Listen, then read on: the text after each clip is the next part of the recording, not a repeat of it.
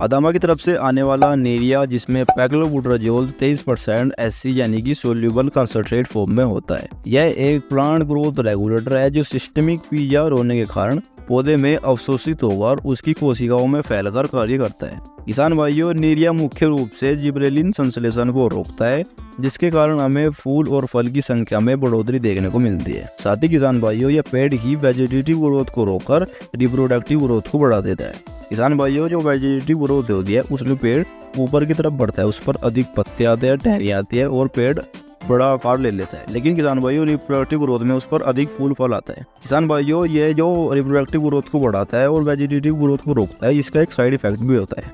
अगर किसान भाइयों पेड़ की वेजिटेटिव ग्रोथ ही नहीं बढ़ेगी तो 3-4 साल बाद जब उस पर पत्ते नहीं होंगे, पेड़ ऊपर की तरफ नहीं बढ़ेगा, तो आम कहाँ पर आएगा।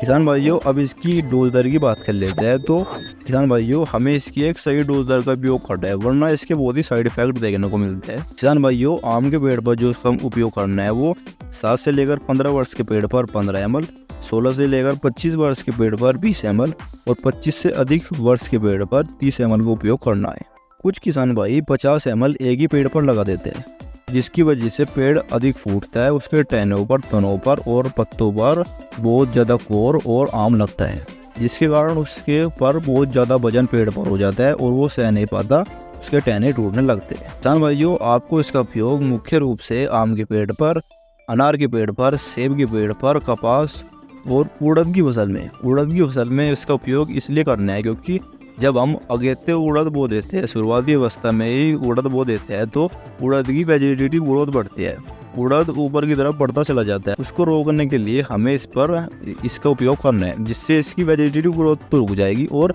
रिप्रोडक्टिव ग्रोथ बढ़ जाएगी, जिसकी वजह से हमें अधिक फूल और फल देखने को मिलेगा। आपको इसका उपयोग किस प्रकार अपनी फसल में करना है, तो आप किसान भाइयों पेड़ की बात कर लेते हैं। तो पेड़ में इसका उपयोग किस प्रकार करना है, तने से 2 से 3 फीट दूर एक 5 सेमी गहरी नाली बनानी है और किसान भाइयों पानी के साथ इस दवा को मिलाकर अच्छी तरीके से उस नाली में गिर देना है। जिस प्रकार हमें इसका उपयोग करना है। किसान भाइयों, आज हमने बात की पैक्लोबुटराजोल के बारे में। किसान भाइयों, एक बात ध्यान देने की है, हमें इसका उपयोग उन पेड़ पर ही करना है जिन पेड़ पर आम कम आता हो या कुछ वर्षों से नहीं आ रहा हो।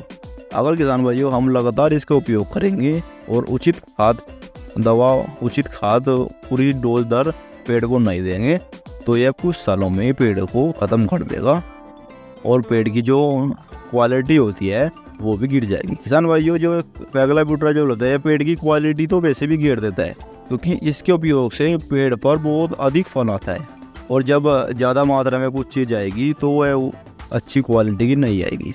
किसान भाइयों, जब कम मात्रा में आती है तो अच्छी क्वालिटी की आती है, बड़ा आम आता है, लेकिन इसके उपयोग से बहुत आम तो अधिक आ जाएगा लेकिन वह क्वालिटी नहीं आ पाएगी। तो इसका उपयोग हमें बहुत ही उस अवस्था में करना है जब हमारा पेड़ आम नहीं दे रहा हो। छोटे पेड़ पर तो आप इसका उपयोग कम ही करें, बड़े पेड़ पर ही करें और सही डोज दर की बात करें और एक प्राप्त खाद दवा पेड़ को जरूर दें।